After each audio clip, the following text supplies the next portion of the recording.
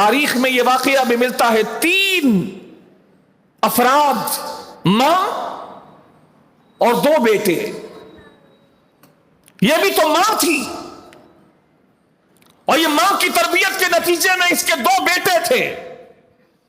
ان تینوں افراد نے آپس میں یہ طے کیا کہ رات کی عبادت اللہ کو بہت پسند ہے، اللہ کے نبی کو بہت پسند ہے.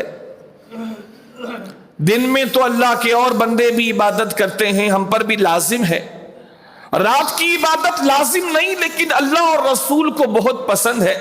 ماں بیٹھی، دونوں بیٹوں کو بٹھایا، اور تینوں نے آپس میں یہ طے کیا کہ ہم تینوں اس طرح کرتے ہیں کہ رات کی عبادت اللہ کو، ہمارے محبوب خدا کو بہت پسند ہے. تو ہم یوں کرتے ہیں، ہم 3 افراد ہیں، ہم رات کے 3 حصے کر لیتے ہیں. جب سے رات شروع ہوئی اور جب رات ختم ہوگی، اس کے 3 حصے کر لیتے ہیں. ایک حصہ میں جاگوں گی، تم دونوں آرام کرنا، میں قرآن کی تلاوت کروں گی، 10 پارے میں پڑھوں گی.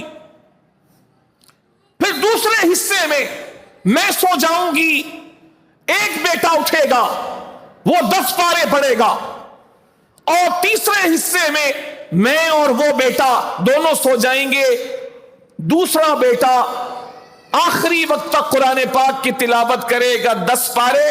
اس طرح ہم تینوں ماں بیٹے مل کر ہر رات جاگ کر اپنے گھر کو آباد رکھیں گے، اور روزانہ رات کو ایک قرآن پاک ختم کیا کریں گے. مائیں تو ایسی بھی ہوتی نا، مائیں ایسی بھی ہوتی، لیکن مثال بنانے کے لیے مثال بننا پڑتا ہے. آج کئی ماں باپ صرف بولتے ہیں، جس کا خاص اثر نہیں پڑتا بچوں پر. مثال بنانے کے لیے مثال بننا پڑتا. ماں نے خود کو پیش کیا، 10 پارے میں، پھر 10 تم، پھر 10 تم. یہ سلسلہ چلتا رہا. خدا کی قسم ایک وقت آیا کہ ماں انتقال کر گئی. اب 2 بھائی باقی بچے. دونوں بھائیوں نے آپس میں طے کیا کہ ماں تو چلی گئی، لیکن ماں کی خواہش تھی کہ رات اللہ کی عبادت میں گزاری جائے، قرآن پڑھا جائے. پہلے تو یہ تھا کہ ہم لوگ 2 حصے رات کے سو جاتے تھے، اور ہر ایک کے حصے میں رات کا ایک حصہ آتا تھا قرآن پڑھنے کے لیے. لیکن ہم ابھی بھی رات کو عبادت سے سرشار رکھیں گے. اب ایسا کریں گے، 15 پارے دونوں بھائی بانٹ لیتے ہیں. آدھی رات آپ اللہ کا کلام پڑھنا، آدھی رات میں اللہ کا کلام پڑھوں گا. یوں جو سلسلہ میری ماں نے شروع کیا تھا، ہم دونوں بھائی مل کر ماں کے ایصال ثواب کے لیے یہ سلسلہ جاری رکھیں گے. ایک رات ایک بھائی عبادت کر رہا تھا، دوسرا بھائی اپنے حصے کا آرام کر رہا تھا، لیکن طبیعت بہتر نہ تھی.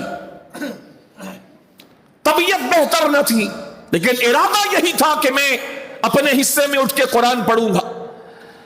تو ایک بھائی نماز میں قرآن کی تلاوت کر رہا ہے، دوسرا طبیعت صحیح نہیں اور وہ آرام کر رہا ہے. پیاس لگی،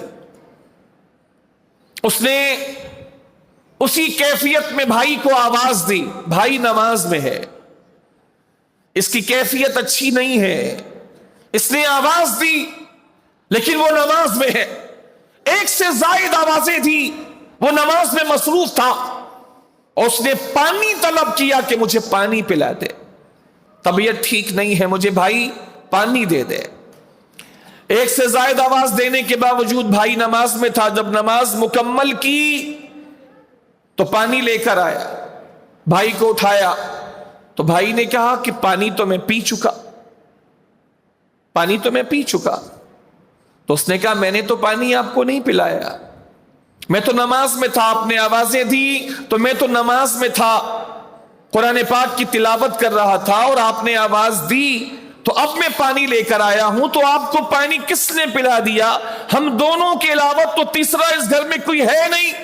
تو اسی وقت غیب سے آواز آئی میرے بندے تو نماز میں تھا اور میرے دوسرے بندے کو پیاس تھی، اس کی پیاس بجھانے کے لیے میں نے انسانی شکل میں فرشتہ بھیجا جس نے میرے بندے کو پانی پلایا ہے۔ اللہ جس سے محبت کر لے تو یوں اس کے غیب سے کام بنا کرتے، یوں غیب سے کام بنا کرتے۔ پھر دونوں نے زندگی پوری گزار دی، جب تک زندہ رہے رات کو زندہ رکھا، آباد رکھا۔